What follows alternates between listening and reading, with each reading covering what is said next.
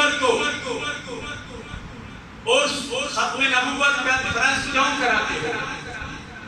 پیر میری شاہ صاحب علیہ رحمت کا عرس اس ماہ مقدس میں کیوں کرایا جاتا ہے؟ نصیر ملت کا بھی چند دنوں کے بعد عرس ہوگا، یہ کیوں ہوتا ہے؟ داتا علی حجویری علیہ رحمت کا عرس ہونے والا ہے، یہ کیوں ہوتا ہے؟ 10 اکتوبر کو باغ میلاد شریف میں اور ڈھیر شریف میں پیر سید عطا اللہ شاہ جیلانی کی ریلی نگرانی پیر سید منور حسین شاہ صاحب جیلانی علیہ رحمت کا عرس مبارک ہوگا، یہ کیا ہوتا ہے؟ محققین محقق ڈاکٹر قاضی احمد حسین قاضی صاحب علیہ رحمت کے والد گرامی استاد علماء مفکر ملت اسلامیہ قاضی انوار الحق صاحب علیہ رحمت کا عرس مبارک آئندہ جمعۃ المبارک کو 24 اکتوبر کو 24 ستمبر کو کیوں ہوتا ہے؟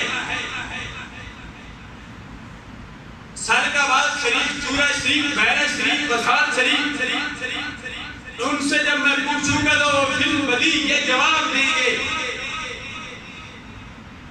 کیا جواب دیں گے؟ کہ ہم سفر شریف میں اور اس لیے مناتے ہیں کہ سفر کے بعد ربیع الاول شریف تشریف لانے والا ہے. ہم اس مبارک منا کر ہم تاجدار مدینہ صلی اللہ علیہ وسلم کی آمد کا استقبال کرتے ہیں. تمام آستان والے کشتے عشق مصطفیٰ اعلیٰ حضرت عظیم البرکت امام محمد رضا خان بریلوی علیہ رحمت کی زبانی یوں جواب دیں گے ہم اس ماہ مقدس میں کیوں عرس منا رہے ہیں.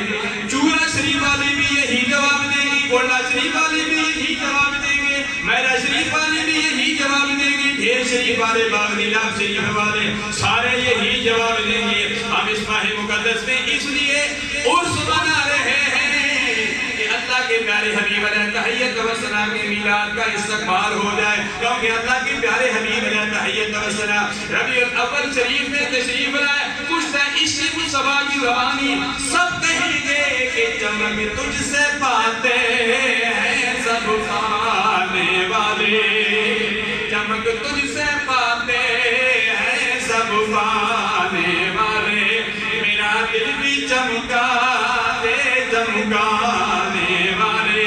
مرکز اسلام جامعہ حقانیہ دہلون مرکزی جامعہ بشر قربی مدینہ میں آنے والوں سارے محبت سے کہہ دو چمک تجھ سے پاتے ہیں سب پانے والے، چمک تجھ سے پاتے ہیں سب پانے والے، ہمارا دل بھی چمکا دے چمکانے والے.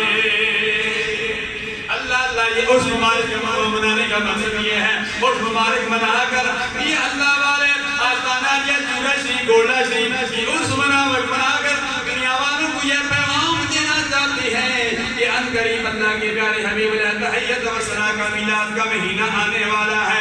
آئے تو صرف میلاد نہیں منانا ہے، امام الانبیاء علیہ تحیت و ثنا کے میلاد پر صرف مٹھائیاں تقسیم نہیں کرنی ہیں، مٹھائیاں نہیں کھانی ہیں، حلوے نہیں کھانے ہیں، چاول نہیں کھانے ہیں، صرف میلاد مصطفیٰ کا تبرک نہیں کھانا ہے. ہاں میلاد مصطفیٰ کا تبرک بھی کھاؤ، عرس بھی کھاؤ، حلوے بھی کھاؤ، مٹھائیاں بھی کھاؤ، یہ تبرکات بھی کھاؤ. لیکن تبرکات کھانے کے ساتھ ساتھ یعنی شریف کی تبرکات کھانے کے ساتھ ساتھ آئے سرکار اپنے کرام صلی اللہ علیہ وسلم کے دیوانوں امام الانبیاء علیہ تحیت و ثنا کی تعلیمات پر بھی عمل کرو.